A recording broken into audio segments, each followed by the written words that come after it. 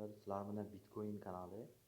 Bugun sizlarga biz G2 telefoniga swap root qilishni o'rgatamiz. Ya'ni swap bermasdan, yo bo'lmasam root qilib o'tirmasdan telefoningizni versiyasi yo bo'lmasam ramini oshirib olish yo'llari. Buning uchun bizga mana swap no root ilovasi kerak bo'ladi. Bu ilova hozir internet bilan ochiladi. O'zi internet bilan ishlaydigan ilova. Mana hozir ishlayotgan telefon G2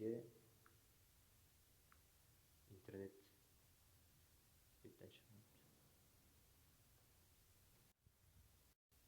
mana bolalar internetni to'g'irladik. Endi swap no root ilovasiga kiriladi. Bu ilovani Play Marketdan yuklasa ham bo'ladi. Bu asosan telefonda ramini oshirib oladi faqat. Boshqa versiyani yo bo'lmasam yadro versiyalarni oshirish uchun boshqa narsa ishlatiladi. Mana hozir telefonim G2 zo'rg'a video olyapti.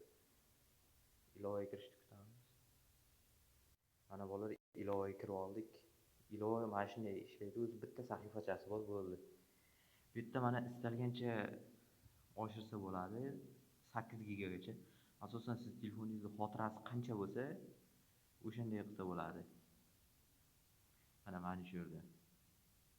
Masalan, men telefonimning xotirasi 8, shuning uchun 8 gacha oshira olaman. Qolganigacha oshira olmayman. Lekin 8 gacha oshirsam, o'sha xotirasi yo'q bo'ladi telefonda. Bu asosan xotirani operativ tizimga o'tkazadi.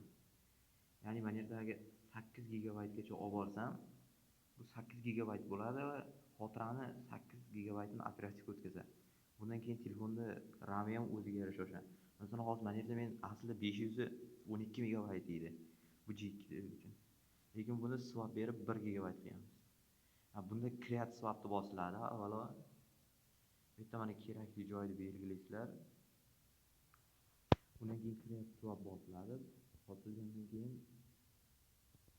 o'zi sizdan so'raydi, mana o'zi aytadi, siz reklama ko'rishingiz kerak, yo bo'lmasam pulini to'lashingiz kerak deydi. Reklama ko'rishni tanlaysizlar va reklama ko'rinadi. Reklamani 5 ta ko'rishingiz kerak. Bitta 5 ta ko'rsangiz 5 gigabaytgacha oshiradi.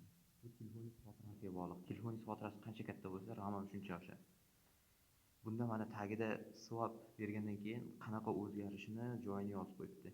Bitta mana agar swapni ko'p berib olsangiz, swap berilgandan keyin mana yerda delete swap bor.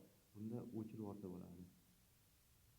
Mana shu delete swapni bosib o'chirib yuborsa bo'ladi.